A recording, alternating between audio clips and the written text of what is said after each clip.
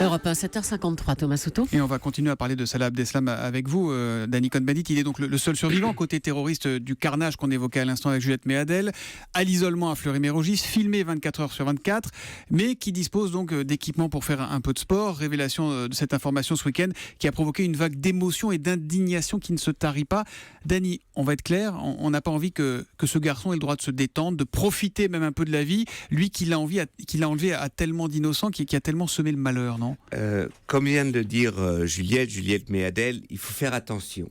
Il y a les victimes, il y a l'aide aux victimes, il y a l'horreur, et puis il y a le droit. Et le droit, c'est pas l'émotion normale, c'est comment on traite un prisonnier. Alors, d'une salle de sport, ça vient avec une cellule où il y a un rameur, donc c'est une salle de sport quand même très spéciale. Je dis qu'en général, il faut qu'on comprenne, je sais que c'est difficile quand on est face à l'horreur, la prison, c'est la privation de liberté. Ce n'est pas le lieu de torture ou de vengeance. Il est à l'isolement. Imaginez que, par exemple, j'en sais rien, la police veut le mettre dans certaines conditions pour qu'il parle.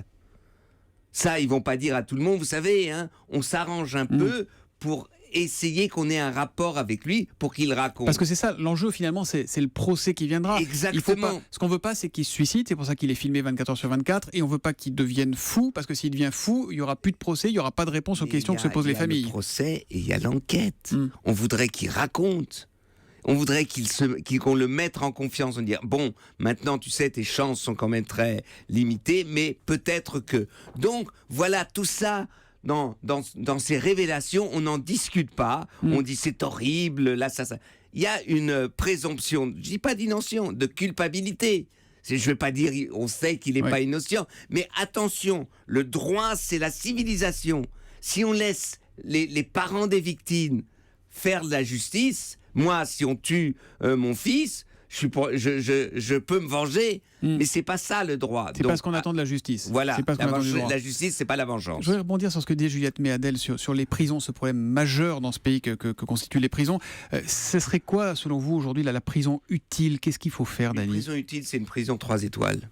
C'est une prison où justement on peut réhabiliter. Vous avez des jeunes, ils sont 6, 7, 5. Là, je viens de lire, à Fleury-Mérogis, la surpopulation carcérale, c'est 180%. Et ce sont des écoles, des universités de radicalisme. Donc, si l'on veut avoir une chance, justement, que les prisons soient un moment de réhabilitation, eh bien, il faut que ces prisons fonctionnent différemment. Tous ceux qui s'occupent des prisons le disent. Donc attention, encore une fois, la prison, c'est pas le lieu de la vengeance pour la société. La prison, ça doit être le lieu de la reconquête de ceux qui ont fauté. Et on comprend bien que votre point de vue ne consiste pas à défendre un terroriste même présumé, mais bien à défendre la société. C'est le sens de votre propos, Danny Cohn-Bendit, qui revient demain à 8h moins 10 sur Europe 1. À demain, Danny. À demain, ciao, ciao.